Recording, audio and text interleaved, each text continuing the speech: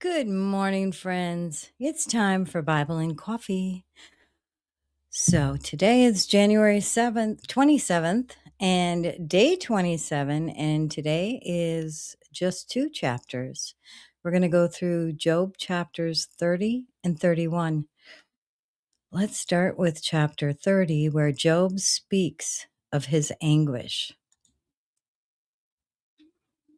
But now they mock me, men younger than I, whose fathers I who pardon me, whose fathers I would have disdained to put with my sheepdogs. Of what use was the strength of their hands to me, since their vigor had gone from them? Haggard from want and hunger, they roamed the parched land in desolate wastelands at night. In the brush, they gathered salt herbs, and their food was the root of the broom bush. They were banished from human society, shouted at, as if they were thieves. They were forced to live in the dry stream beds, among the rocks and in the holes in the ground. They brayed among the bushes and huddled in the undergrowth, a base and named brood. They were driven out from the land. And now those young men mock me in song. I have become a byword among them. They detest me and keep their distance. They do not hesitate to spit in my face. Now that God has unstrung my bow, sorry about that. Now that God has unstrung my bow and afflicted me, they throw off restraint in my presence. On my right, the tribe attacks. They lay snares for my feet. They build their siege ramps against me. They break up my road. They succeed in destroying me. No one can help him, they say. They advance as through a gaping breach amid the ruins they come rolling in. Terrors overwhelm me. My dignity is driven away as by the wind. My safety vanishes like a cloud. And now my life ebbs away. Days of suffering grip me. Night pierces my bones. My gnawing pains never rest. In his great power, God becomes like clothing to me. He binds me like the neck of my garment. He throws me into the mud, and I am reduced to dust and ashes. I cry out to you, God, but you do not answer. I stand up, but you merely look at me. You turn on me ruthlessly with the might of your hand. You attack me. You snatch me up and drive me before the wind. You toss me about in the storm. I know you will bring me down to death, to the place appointed for all the living. Surely no one lays a hand on a broken man when he cries for help in his distress. Have I not wept for those in trouble? Has not my soul grieved for the poor? Yet when I hoped for good, evil came. When I looked for light, then came darkness. The churning inside me never stops. Days of suffering confront me. I go about blackened, but not by the sun. I stand up in the assembly and cry for help. I have become a brother of jackals, a companion of owls. My skin grows black and peels. My body burns with fever.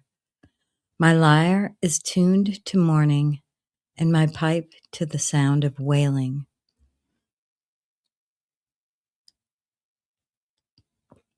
Wow, I can't even imagine the suffering he was going through.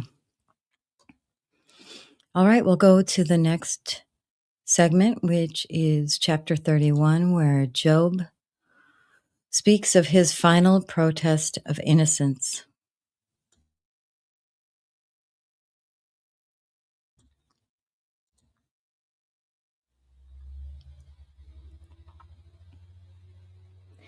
I made a covenant with my eyes not to look lustfully at a young woman. For what is our lot from God above, our heritage from the Almighty on high? Is it not ruin for the wicked, disaster for those who do wrong? Does he not see my ways and count my every step? If I have walked with falsehood, on my foot has hurried after deceit. Let God weigh me in honest scales, and he will know that I am blameless. If my steps have turned from the path, if my heart has been led by my eyes, or if my hands have been defiled, then may others eat what I have sown, and may my crops be uprooted. If my heart has been enticed by a woman, or if I have lurked at my neighbor's door, then may my wife grind another man's grain, and may other men sleep with her. For that would have been wicked, a sin to be judged. It is a fire that burns to destruction. It would have uprooted my harvest. If I have denied justice to any of my servants, whether male or female, when they had a grievance against me, what will I do when God confronts me? What will I answer when called to account? Did not he who made me in the womb make them? Did not the same one from us both within our mothers? Did not the same one form us both within our mothers?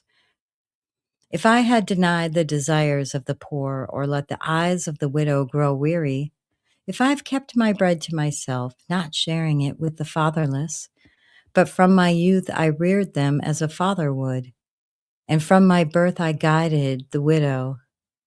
If I have seen anyone perishing for lack of clothing, or the needy without garments, and their hearts did not bless me for warming them with the fleece from my sheep,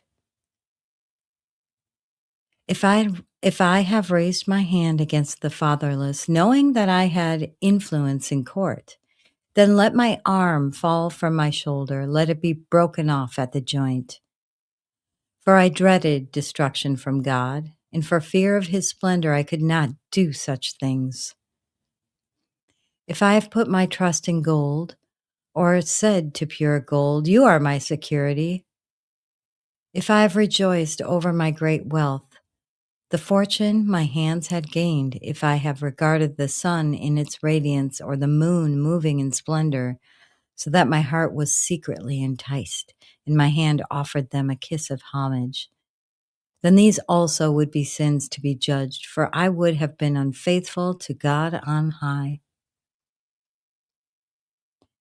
If I have rejoiced at my enemy's misfortune, or gloated over the trouble that came to him, I have not allowed my mouth to sin by invoking a curse against their life.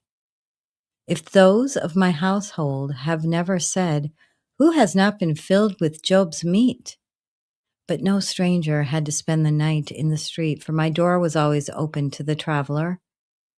If I have concealed my sin as people do by hiding my guilt in my heart, because I so feared the crowd and so dreaded the contempt of the clans that I kept silent and would not go outside. Oh, that I had someone to hear me. I sign now my defense. Let the Almighty answer me. Let my accuser put his indictment in writing. Surely I would wear it on my shoulder. I would put it on like a crown. I would give him an account of my every step. I would present it to him as to a ruler. If my land cries out against me, and all its furrows are wet with tears, if I had devoured its yield without payment, or broken the spirit of its tenants, then let briars come up instead of wheat, and stinkweed instead of barley. The words of Job are ended. And that concludes today's reading. Very powerful. Hearing about his pain